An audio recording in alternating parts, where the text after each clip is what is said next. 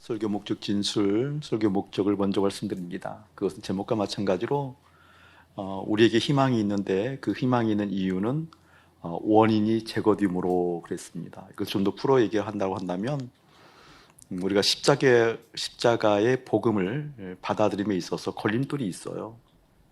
예수님이 나의 주인입니다라는 그 복음을 받아들이는데 걸림돌이 있어요. 그 원인을 제거하는데 어떠한 사람은 기뻐해요. 여러분에게 물으면 당연히 기쁘지요 라고 대답할 수 있을 거예요. 우리가 예수님을 받아들이는데 걸림돌이 있는데 그 원인을 제거하는 것이 기쁩니까? 라고 물으면 뭐 여기 있는 사람들이 다 기쁘다고 대답은 하겠지요. 그런데 웬걸 또 하나 기쁘지 아니하고 그 원인을 제거하려고 하면 억울해하는 사람들이 있어요. 그 실체를 명확하게 보게 만드는데 오늘 설교 목적이 있습니다. 아하, 우리가 십자가의 복음을 받아들이는데 기뻐하는 사람들은 이래서 기뻐하는 거구나. 예수님을 주인이라고 고백함에도 불구하고 십자가의 복음을 받아들이는데 억울해하는 사람들이 있구나. 아하, 그것은 이러한 모습 보고 그렇다라고 얘기하는구나 라는 것을 명확하게 깨닫게 만드는데 오늘 설교 목적이 있습니다. 지난 주간에 우리 광야 아트 미니스트리 요한복음 뮤지컬 보고 목사님 정말 기뻤어요. 속에서부터 뭔가 하나 기쁨이 딱 자리 잡더니 그 기쁨 계속 내 안에 맴도는 걸 경험했어요. 아, 놀랍더라고요. 어떻게 그런 구성을 다 했을까. 정말 신기하고 놀랐어요. 왜냐하면 그 21장 전장을 2시간 반에 걸쳐서 다 다루더라고요. 그리고 내 상식을 초월하는 그런 구성이었어요. 왜냐하면 보통 연극, 뮤지컬, 또 드라마 이런 것은 메시지가 중요하기 때문에 기승전결이 있거든요. 기승전결이 있어야만 귀가 기울여지고 그리고 주의력이 집중되어지고 아 이것이구나라고 하나 딱 붙잡는 거거든요. 근데 이번 뮤지컬 보게 되어지니까 기승전결이 없어요. 다 강해요. 그냥 강강강강 하다가 강으로 끝나요. 그러니까 듣기가 때로는 굉장히 어려울 수 있거든요. 그리고 긴장감, 그 텐션이 계속 주어지고 또 뮤지컬 노래를 보게 되게 다 하이톤이에요. 내가 듣기에는. 그러니까 몸이 좀 힘들다라고 느끼는 찰나도 있었어요. 그럼에도 불구하고 이 요한복음이 주는 뮤지컬이 엄청난 하나님의 은혜가 제가 파도처럼 밀려오더라고요. 주체 없이 밀려오더라고요. 또 한편은 어떤 걱정이 살짝 밀려왔었는 거니 요한복음에 대한 이해가 부족한 또 내지는 전혀 모르는 불신자들이 이 뮤지컬을 보면 어떤 반응을 할까? 라는 약간의 염려가 순간 오기도 했어요. 그러나 그것도 기우라는 것을 보면 볼수록 깨닫게 되었어요. 왜냐하면 요한복음에서는 요한복음을 기록한 목적이 요한복음 20장 31절에 기록되어져 있어요. 그러니까 이 복음을 기록하는 목적은 예수, 다시 말하면 그때 예수, 그 당시에 들었던 예수, 경험했던 예수, 그 역사적 예수가 하나님의 아들이라는 것과 그리스도라는 것을 믿게 하기 위해서. 그게 요한복음 기록한 목적이거든요. 요한복음을 찬찬하게 주님의 은혜 가운데 읽어 내려가기 시작하면, 경험하기 시작하면 그 예수가, 역사적 예수가 실제 하나님의 아들이었구나, 그리스도, 메시아, 구원자였구나 라는 것을 깨닫게 하기 위해서. 그리고 그 밑에 구절에 보게 되면 이렇게 나와 있어요. 그 그리스도 이름, 그 예수를 믿는 사람들에게는 생명을 얻게 하려고. 아멘. 생명을 얻게 하려고. 그러니까 요한복음에서 예수님을 보는 거죠. 예수님이 초점되어지는 거죠. 그 역사적 예수가 하나님의 아들이었구나. 그리고 그리스도였구나. 그리고 그분을 믿는 자들에게 생명을 얻게 하기 때문에 예수님의 모든 삶에 있어서 상황들, 사건들이 중요합니다. 사건들. 그래서 요한복음은 그 예수님의 모든 사건들을 사파로 다 집어넣더라고요. 뮤지컬에서. 사파로 하나하나 다 집어넣기 때문에 기승전결로 표현할 수가 없는 거죠. 다 강 이렇게 되는 거죠. 그게 다가왔어요. 그래서 불신자들이 그 뮤지컬을 볼 때에도 전체적인 맥락이 다 이해되지 않는다 할지라도 한 사파를 통하여서 어떻게 은혜를 받을 수 있는 거구나. 한 사파를 통해서 그 예수님이 하나님의 아들이고 그 예수님이 그리스도이라는 것을 알게 되어져서 생명에 대한 영적인 목마름이 일어나겠구나라는 큰 기쁨이 다가오더라고요. 너무 좋았어요. 그런데 또 하나 즐거움은, 또 하나 감탄되는 것은 무엇이었는고니 거기에 보게 되어지면 태어날 때 맹인이 또 한편에 등장하잖아요. 처음부터 마지막까지 그 맹인을 등장시킨 것. 와, 이 통찰은요, 정말 오랫동안 여운이 남았어요. 요한복음을 정확하게 꿰고 있는, 요한복음에 대해서는 정확한 이해가 있는, 그런 이해가 없으면 그 맹인을 등장시킬 수가 없거든요. 그게 보여서 너무나 감동스러웠어요. 좀 사랑하는 여러분들이 오늘 말씀을 통해서 예수 그리스도가 생명이라는 것, 그 예수 그리스도를 통하여서 하나님의 아들이 그리스도라는 것이 다시 한번 명확하게 일깨워지듯, 그것을 받아들이는 데 있어서 기뻐하는가, 그것을 받아들이는 데 있어서 억울해하는가라는 것이 다시 한번 명확하게 보여지길 축복합니다. 근데 그 피지컬 내용을 보게 되어지니까 중심이, 축이 무엇이냐면 에고에임이었잖아요. 나는 뭐뭐이다.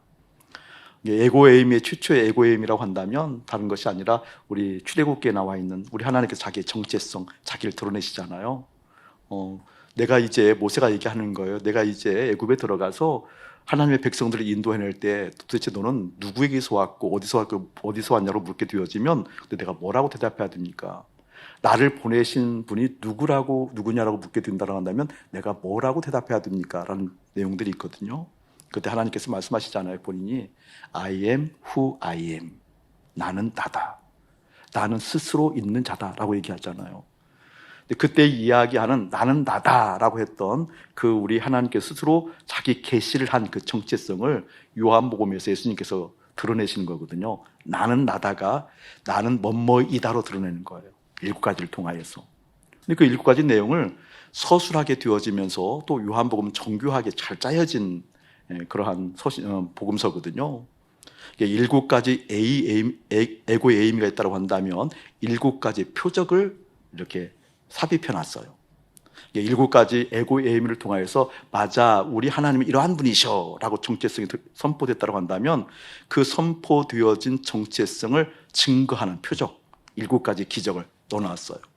그리고 나머지 에피소드를 통하여서 와, 이분이 정말 하나님의 아들이구나, 이분이 정말 그리스도이구나, 이분을 믿는다고 한다면 생명을 얻게 되어지는구나 라는 걸 깨닫게 만들었거든요.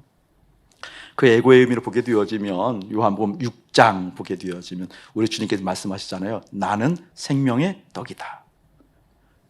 너희들이 무엇으로 힘을 얻니? 너희들이 무엇으로 생명을 유지하니? 너희들이 무엇으로 생명을 가지려고 하니? 라고 하게 되어지면서 우리의 생명에 대한 관심사를 바꾸어 놓아요. 내가 바로 생명의 떡이다 라고 얘기하잖아요. 그러니까 우리 예수님께서는 그 생명에 대해서 계속 에고의 의미를 통해서 말하거든요. 너희들이 취하고자 하는 것, 갖고자 하는 것, 그게 생명이 아니라 내가 생명이다 라고 얘기하는 거잖아요. 그리고 요한복음 8장에 가게 되어지면 우리 주님 말씀이에요. 내가 세상의 빛이다 라고 얘기하거든요. 빛이라고 한다면 뭐라 할까? 좌표 보여지는 거니까. 그 빛이 오게 되면 어둠이 물러가게 되어지고, 빛이라고 한다면 가득 채워지는 것을 의미하는 거거든요. 우리는 이 땅에서 빛으로 여기는 게 참 많아요. 자식이 빛인 부모들이 많거든요. 그거 보고 생명처럼 여겼다 그 뜻이에요. 우리 청년들에게는 취직이 빛인 분들이 많아요.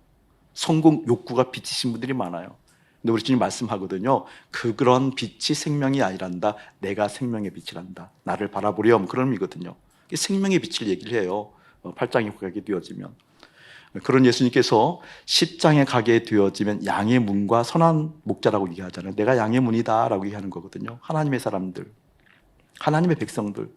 그 하나님의 백성들이 그 예수님을 통과하여 들어갈 때에만 생명을 얻을 수 있다 그 뜻이에요. 그 예수님을 통하여 들어가는 그곳이 생명이 유지될 수 있는 하나님 나라라는 그 뜻이에요.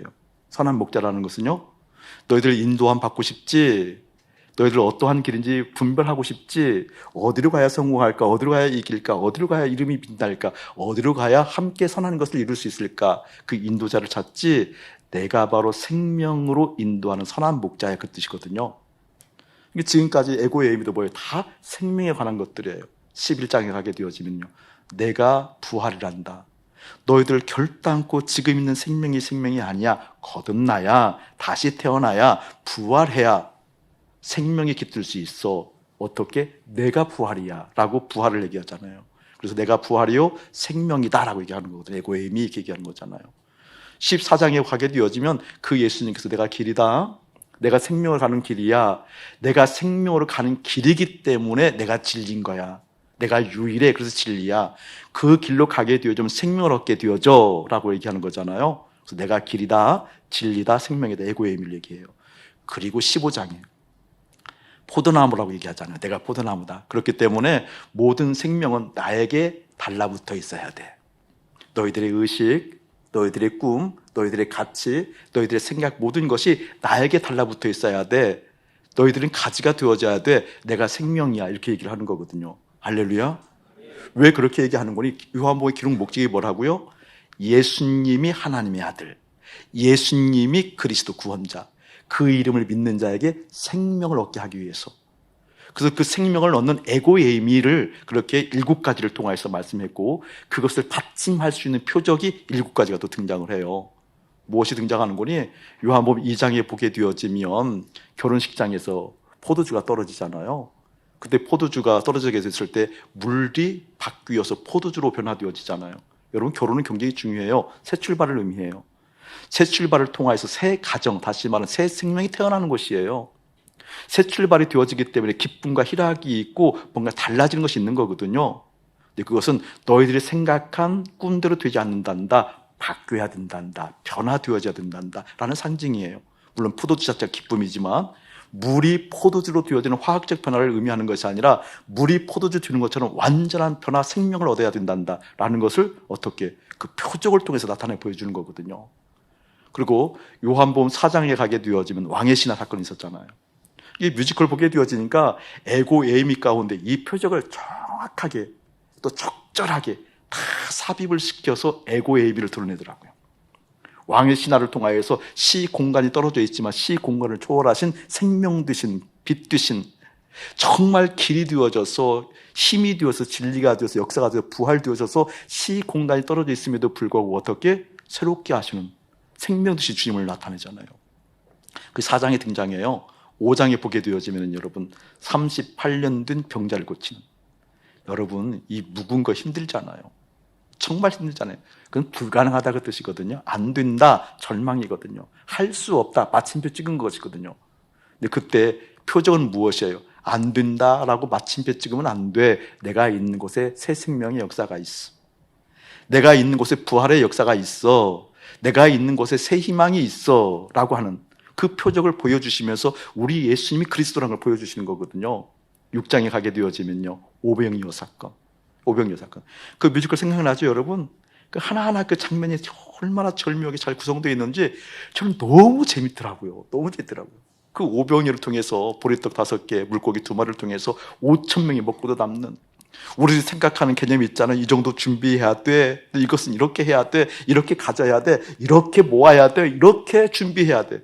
그게 아니야. 그게 생명이 아니야. 그게 나눔이 아니야. 그게 넘침이 아니야. 넘침과 나눔과 생명은 나를 통해서 일어난단다 라고 예수님을 통해서 오병이어의 기적을 일으키잖아요.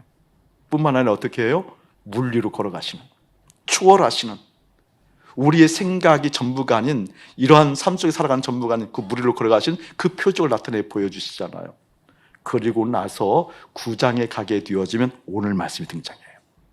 오늘 말씀, 태어날 때부터 맹인, 이 맹인을 통해서 어떻게, 이 저주받은 인생이거든요. 맹인이라고 한다면 저주받은 인생이지. 왜? 태어날 때부터니까. 그러다 얘기하기로 하고, 이 맹인을 통하여서 어떻게 우리 예수님께서 그리스도라는 표적을 보여주셔요. 그리고 요한복음 11장에 가게 되어지면 어떻게 드디어 부활을 얘기하잖아요. 이렇게 7가지 표적과 더불어서 에피소드들이 있어요. 중간중간에. 2장에는 어떻게 결혼식, 3장에는 무엇이 또 있어요? 니고데모 사건을 통하여서. 저는 하나하나 대사가 너무나 멋진 거예요. 그래서 처음에는 그 대사가 막 귀에 들어올 때, 제가 메모 습관이 잘 되어 있는 사람이잖아요. 메모를 할 수가 없으니까 암기를 하는데 또 암기는 잘 안 돼. 또 이 나이 드니까. 근데 니고데모하고 이야기하는 장면 중에 팍 두르는 장면이 있는 거예요. 그 문장 하나가 뭐가 들어오는 거니? 니고데모에게 예수님이 얘기하잖아요. 삥 원 돌아가게 되어지면서 이야기하는 장면이 있거든요. 네가 못 믿는 게 아니라 안 믿는 것이다.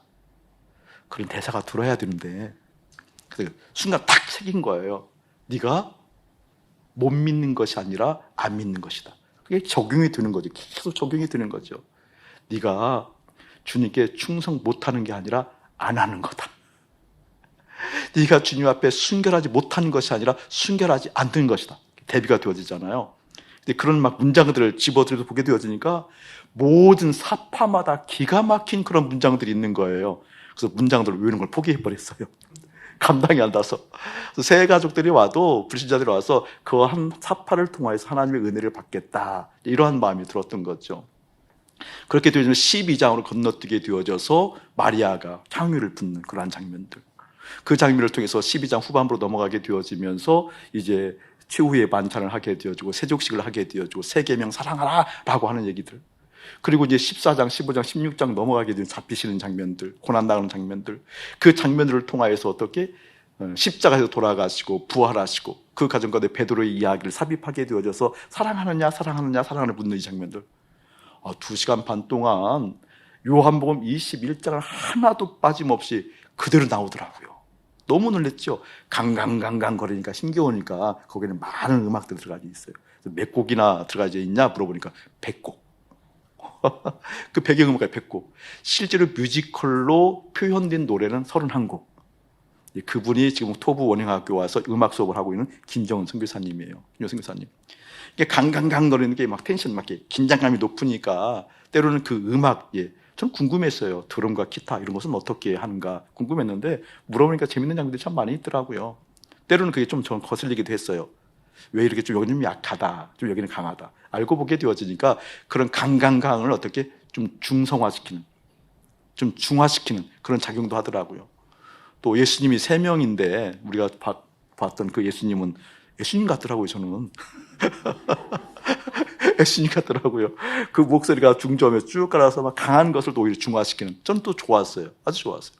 전체적으로 와, 너무 좋더라고요. 근데 또 하나 좋았던 것이 오늘 9장에 나오는 이 맹인이 등장하는 거예요.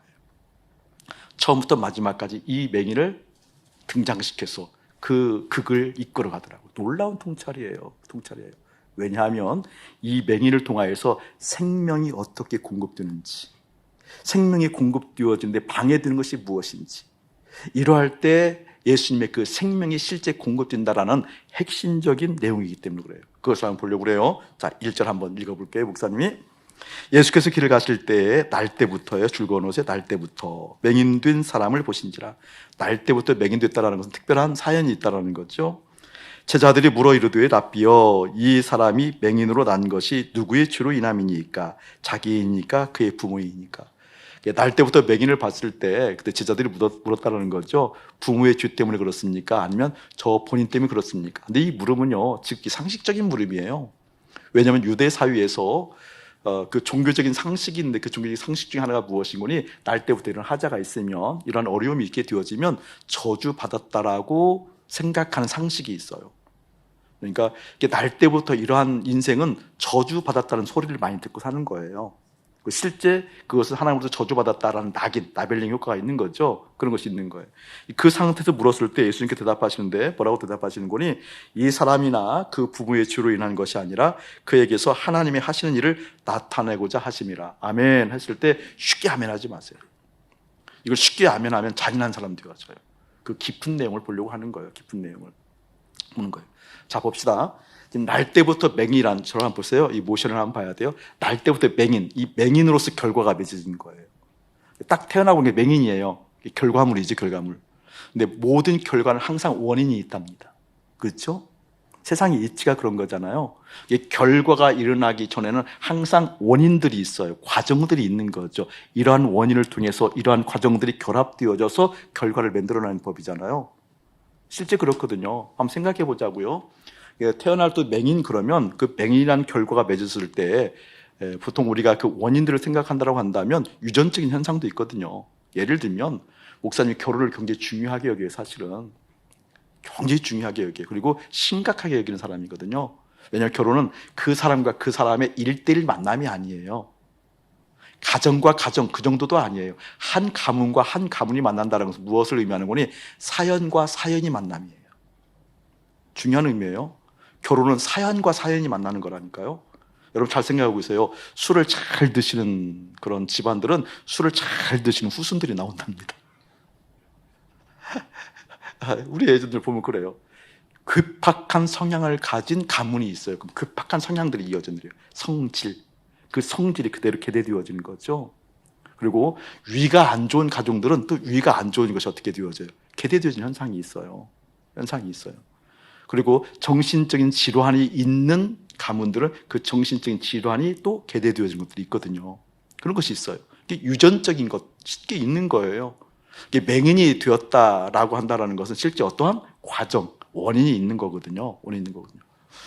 또 하나는 그런 어떤 유전적인 환경이 없다 할지라도 임신 주기에 임신을 뱃속에 예쁜 아기가 복중에 있는데 그 아기가 이제 형성되어지는 과정이 있잖아요. 내장기관 형성되어지고 팔다리가 형성되어지고 눈, 코, 입이 형성되어지고 그다음에 뭐 예를 들면 뇌의 어떤 그런 전두엽 뭐 이런 여러 가지가 형성되는 과정들이 있잖아요. 과정들이 있거든요.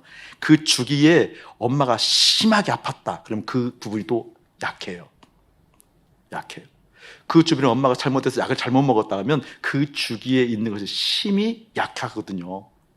어떠한 원인들이 반드시 있는 거예요. 또 그것이 아니고 또 이제 주변 실제 환경, 사회적 환경도 문제가 되어지죠. 사회적 환경도 엄마의 그 식성도 문제가 되어지잖아요. 그거 한번 밝혀진 적도 있잖아요. 외국에서 한 임산부가 그 테니스 선수였었는데 아주 건강한, 근데 아기가 기형아가 나온 거예요. 부부가 다 건강한데. 그래서 그 원인을 이렇게 역학 추적을 해보니까 이유가 뭐였는지 엄마가 참치를 너무 좋아하는 거예요. 하루에 참치를 그냥 보통 사람보다 3배 정도 더 먹는. 그러니까 또 이제 참치는 좋은 거니까 임신했으니까 더 많이 먹은 거예요. 알고 보니까 참치는 그 먹이 사슬에서 위에 있는 물고기잖아요. 참치 속에는 중금속이 중독되어 있는 거예요, 일상적으로. 그래서 여러분 참치 좋아하시는 분들, 우리는 뭐 이렇게 먹어도 그 정도는 괜찮겠다. 많이 드세요. 괜찮겠다. 근데 그 참치에 중금속이 있어서 실제 아이가 문제가 된 거죠. 환경적 요소로도 이렇게 되어지는 거예요. 유전적 요소로 되어지고 그때 엄마의 건강 상태에 따라서도 그게 되어지는 거죠. 문제가 있는 거죠. 문제가 있는 거예요. 이제 이런 의미를 가지고 태어난 게 맹인이에요. 맹인. 그러니까 그러한 요소들이 가지고 태어났어요. 그걸 보고 제자들이 뭐라고 얘기하는 거니? 그렇기 때문에 유대 사회의 그 종교적 상식은 이렇게 하자가 있게 되어지면 저주받았다라고 얘기하는 거거든요. 저주받았다. 그런 의미로 예수님께 묻는 거죠. 저렇게 태어났던 맹인이 누구의 죄 때문에 그렇습니까? 물었을 때 다시 한번 예수님께서 뭐라고요? 예수께서 대답하여 이르시되 이 사람이나 그 부모의 죄로 인한 것이 아니라 그에게서 하나님이 하시는 일을 나타내고자 함이니라. 여러분 이 말씀을 또 아멘하지 말아요. 1절 또 아멘을 안 하네. 이게 중요한 부분이에요. 중요한 부분. 여러분 이 부분을 어떻게 생각하는지 이게 함부로 대답할 문제가 아니거든요. 이 부분을 잘 생각해야 돼요. 지금 이 맹인의 나이가 추정될 수 있는 나이가 있는데 21절 한번 보실래요? 그러나 지금 어떻게 해서 보는지 또는 누가 그 눈을 뜨게 하였는지 우리는 알지 못하나이다. 그에게 물어보소서. 그가 장성. 보통 유대 사회에서는 장성했다라는 나이가 13세예요. 근데 13세인데 실질적으로 장성했다라는 의미를 갖는 나이는 18세에서 20세 정도 되어질 때예요. 왜? 스스로 판단하고 스스로 결정할 수 있는 법적인 보장을 받는 것은 13세이지만 실제 그것을 운용할 수 있는 힘을 가진 나이는 18세에서 20세. 그래서 장성했다고 표현하는 거 보게 되어지니까 최소한 여기는 맹인이 몇 세? 18세 이상. 그러니까 평균적으로 내지는 상식적으로 보면 한 20세 이상이에요. 20세 이상. 자, 그러면 이 3절을 우리가 그대로 인용한다고 한다면 생각해 보라고. 이 하나님 그대로 우리가 이 본문을 그대로 해석하지 않고 그대로 옮긴다고 한다면 이런 거거든요.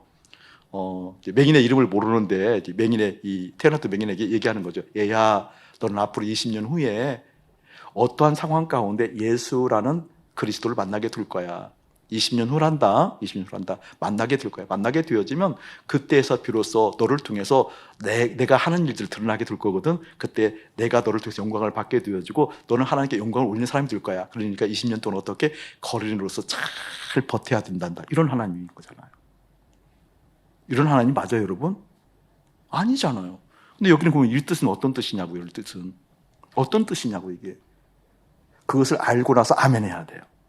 그것을 알고 나지 않고 아멘하게 되어지면 잔인한 하나님이라니까요. 이 잔인한 하나님을 믿게 되어지면 신앙생활 굉장히 어렵습니다. 어렵게 하고요. 또 사람들을 어렵게 합니다. 자기도 어렵고, 어렵습니다. 여기는 그런 의미가 아니거든요. 그런 잔인한 하나님이 아니거든요. 아침 목사야, 네가 하나님 보시 참졌더라 교회를 할 거거든. 그런데 네가 앞으로 30년 후에는 이러이러한 은혜가 펼쳐질 거야. 그 전에 별 사람 다 만나게 될 거야. 웃으라고 한 소리예요. 별 사람을 다 만나게 될 텐데 별 사람을 만날 때보다 그냥 허벅지를 꼬집으면서 바늘로 찍으면서 그렇게 참고 참아야 된단다. 그런 의미가 아니에요, 여러분. 그런 의미가 아니에요. 중요한 의미를 담고 있어요. 여기는 어떤 의미군이? 이런 의미예요. 다시 한번 확인합시다. 요한복음 기록의 목적이 뭐라고요? 그 역사적 예수가 하나님의 아들이다. 누가? 그 역사적인 예수가. 그리고 그 예수가 그리스도 메시아 구원자이다. 그 이름을 믿는 자들에게는 생명을 얻는다. 아멘. 그렇다고 한다면 요한복음에서 초점을 초점을 유지하고 잊어버리면 안 될 것. 그 초점이 뭐예요? 예수 그리스도. 할렐루야. 예수도. 할렐루야. 요한복음에서 끊임없이 가르치고 있는 것은 누구예요? 예수님이에요. 예수님. 그럼 이 사건도 맹인의 사건이지만 누구를 가르치고 있는 거예요? 예수님. 자, 거기서 실마를 찾는 거예요. 자, 그 예수. 끝없이 우리가 초점을 잃어버렸으면 안 될 그 예수님을 누가 만났어요? 맹인이 만난 거잖아요. 그 맹인을 만나준 분이 누구예요? 예수잖아요. 그럼 그 예수님의 초점이 있다는 것이 무엇일까? 무엇일까? 지금 맹인은 그 결과로서 맹인이에요. 태어나도 맹인이니까. 그 어떠한 과정, 어떠한 이유, 어떠한 환경을 통해서 어쨌든 이렇게 결과물이 맺어진 거예요. 이런 결과물 가운데 그 예수님을 만났으면 어떤 일들이 일어나는가? 결론을 얘기할게요. 원인이 무효화되어집니다. 그 의미를 설명하려고 그러는 거예요. 예수를 만나면 어떻게 되어지는가? 지금 결과로서 이 선생의 존재가 여기 있는데 이 존재, 지금 현재 이 결과가 여기 있는데 이 결과의 존재로서 이 선생가 예수를 만나면 어떻게 되어지는가? 이 결과를 형성한 모든 과정, 원인이 무효화되어진다니까요. 그리고 거기서부터 하나님의 일하심이 드러나요. 생명이 드러나요. 무슨 얘기냐면 이런 거예요. 어떤 한 자연인이 좋은 의도를 가지든 또 악한 의도를 가졌든 또 사회적으로 기여를 하려고 하든 개인적으로 어떤 욕망을 채우려고 하든 뭔가 선한 일을 도모하다가 법적인 위배가 있었어요.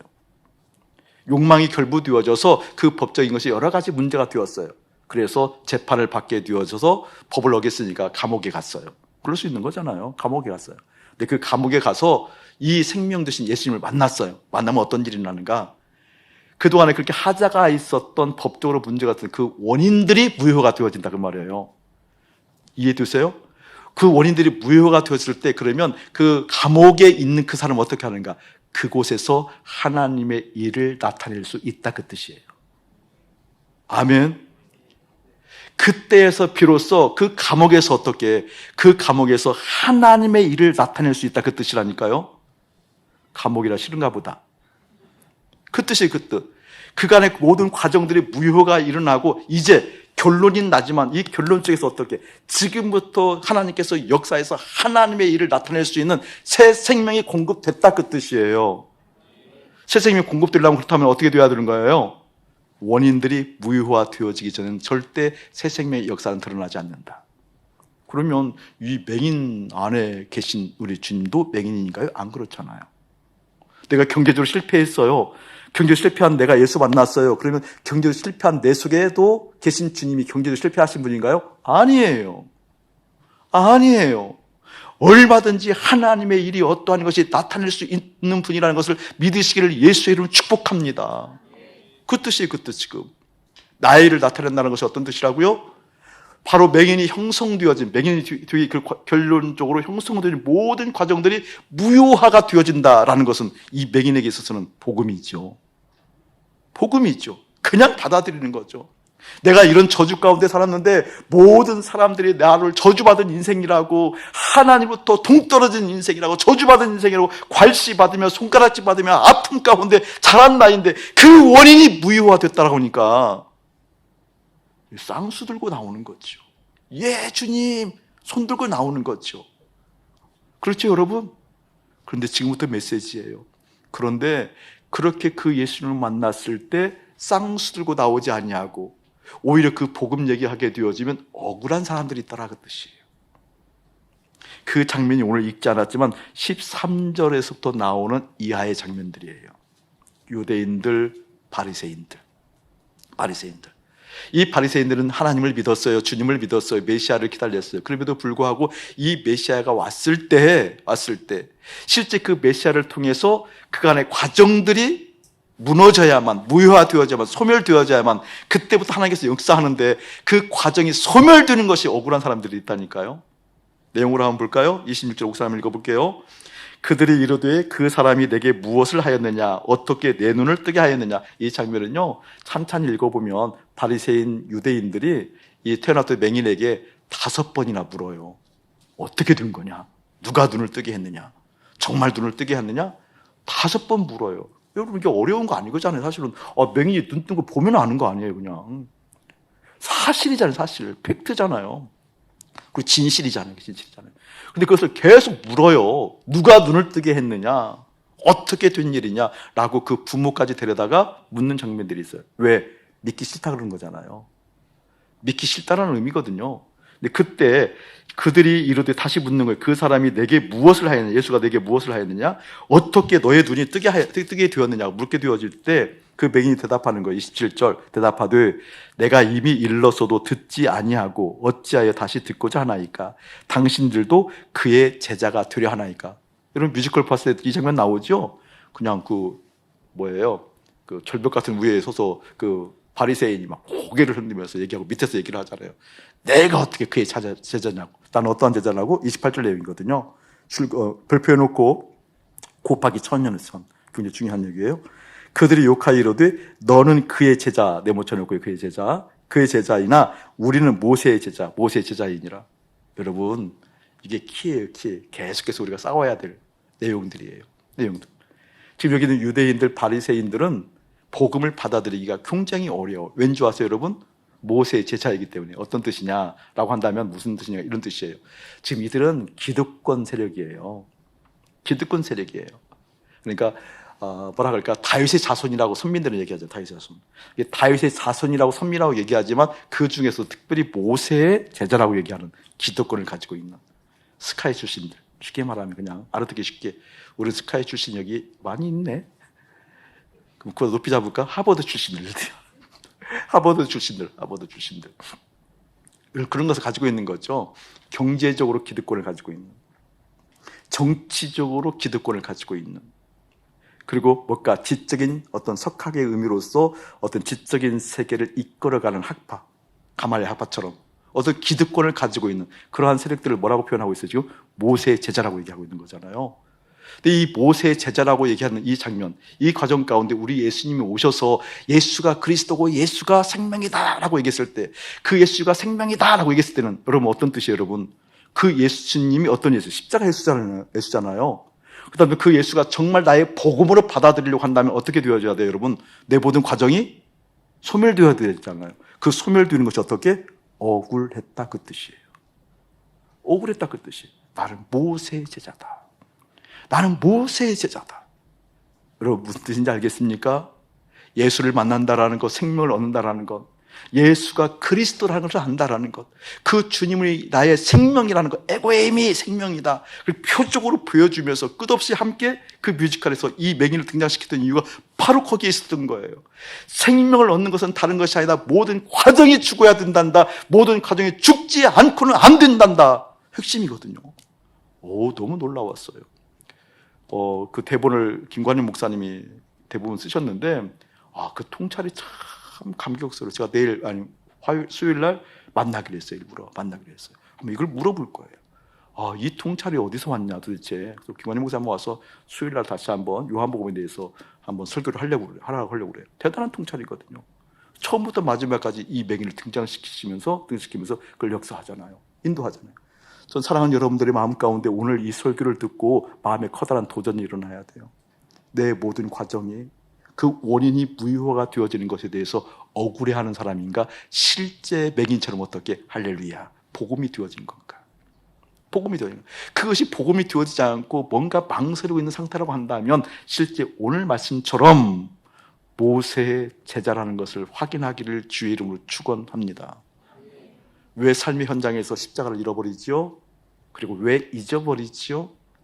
왜 십자가를 놓치지요? 여러분의 삶에 터진 그 시장에서, 여러분의 삶의 자리인 그 회사 직원, 사업체에서, 가정에서, 여러분의 삶의 형편 그 자리에서 왜 십자가를 잊어버리는 거죠? 왜 그렇죠? 놓기 싫은 이러한 모습 때문에 그렇습니다. 모세 제자처럼 놓기 싫은 그것이 있기 때문에 그렇습니다. 그냥 잊어버리는 것은, 내가 잊어버리는 여기 있는 맹인처럼 그 원인이 너무나 저주스러운 거예요. 이것이 없어야만 살아요. 이것이 없앨 수가 없어요. 나를 움켜쥐고 있는 저주예요. 나를 묶고 있는 저주예요. 어떻게 해볼 수가 없어요. 근데 그 예수님이 와서 그것을 무효화시킨다는 것을 봤을 때는, 그걸 사회생활 때 잊어버린다? 잊어버릴 수가 없지요. 어떻게 그걸 잊어버려요? 잊을 수가 없지요.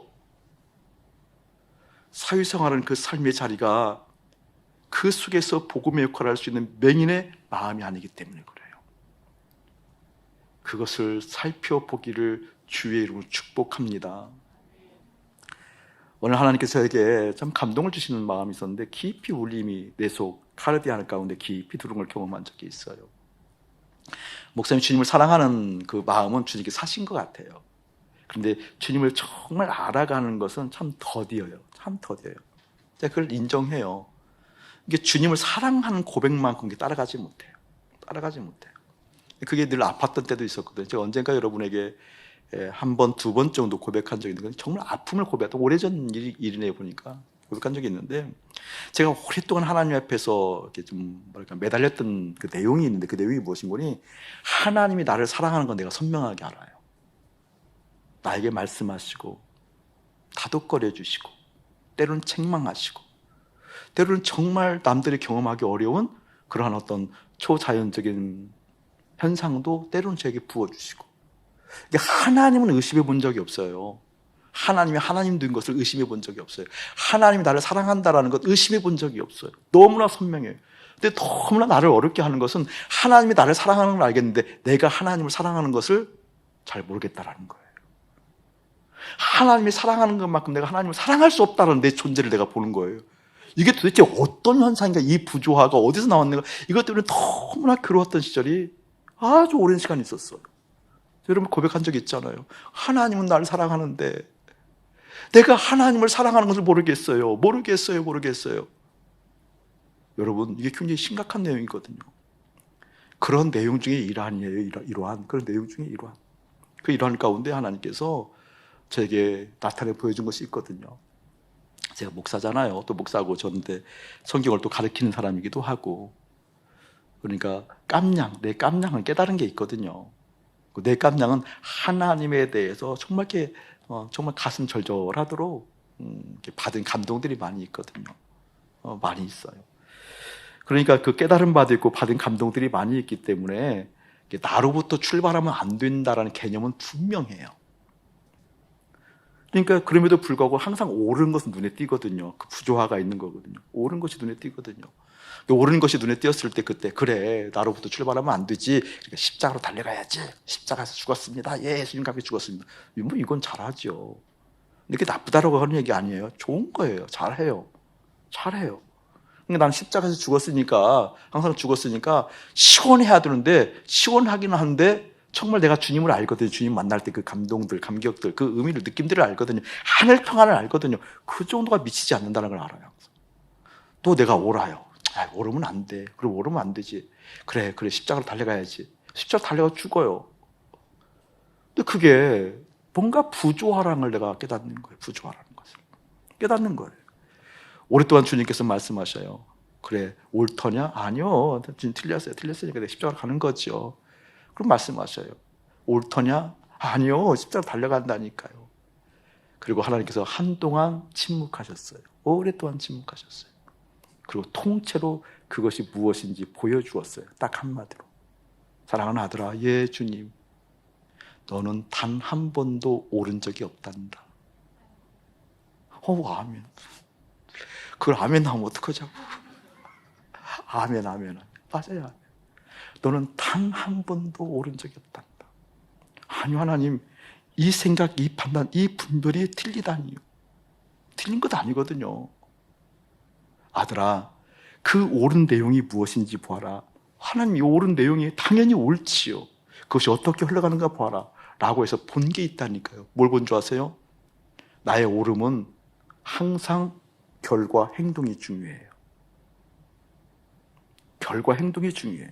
성과가 중요해요. 실제 이루어진 열매가 중요해요. 잘 분별하셔야 돼요. 그걸 틀렸다고 하는 얘기가 아니에요. 열매가 중요해요. 주님 말씀하셨어요. 오름은 그것이 아니라 나에게 속함의 부분이란다. 여기서 하면 나와야 돼요. 나에게 속함의 부분이란다. 그렇기 때문에 그 내용상 맞는 것 같아도 나에게 속하지 않았기 때문에 문제란다. 그것을 뭐라고 하지? 죄지요. 죄지요. 죄를 죄로 인식하지 못한 흉악한 죄지요. 죄를 죄로 알지 못한 흉악한 죄지요.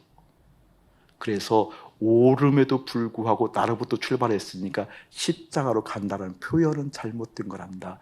네가 죄이고 죄인이기 때문에 십자가로 간단다. 그때에서 명확해졌어요. 여기서 하면 나와야 돼요. 그때에서 명확해졌어요. 주님으로 출발하지 않는다는 것이 그때에서 명확해졌어요. 그때에서 비로소 하나님을 사랑할 수 없는 내 심정이 왜도록 답답했는데 그때에서 명확해졌어요. 주님이 하신 대로 내 안에서 이루어지는 것, 맹인의 이 갈증이 실제 내 속에 역사한다는 것, 나는 선한 것 하나도 없습니다. 주님의 속하지 않음에도 불구하고 옳은 것을 볼 수 있는 이 흉악한 죄 깨트려 주옵소서.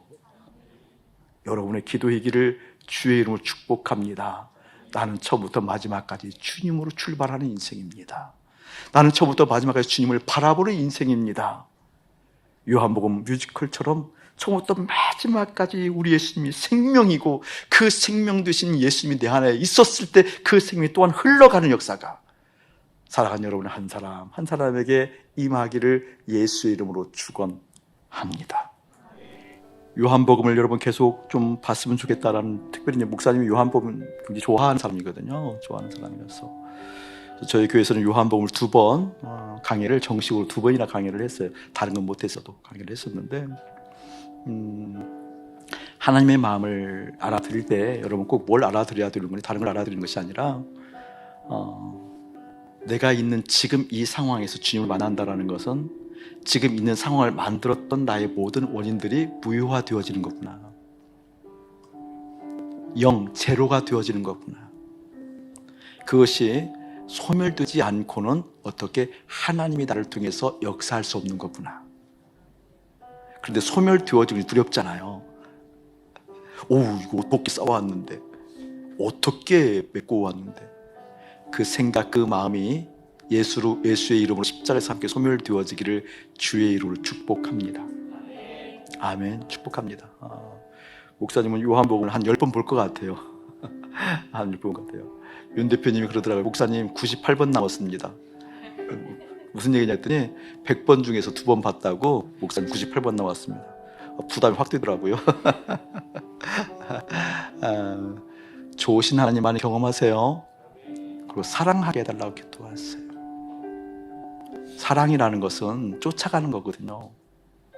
달라붙어 있는 거거든요. 사랑하게 해달라는 기도가 참 주된 기도가 됐으면 좋겠어요.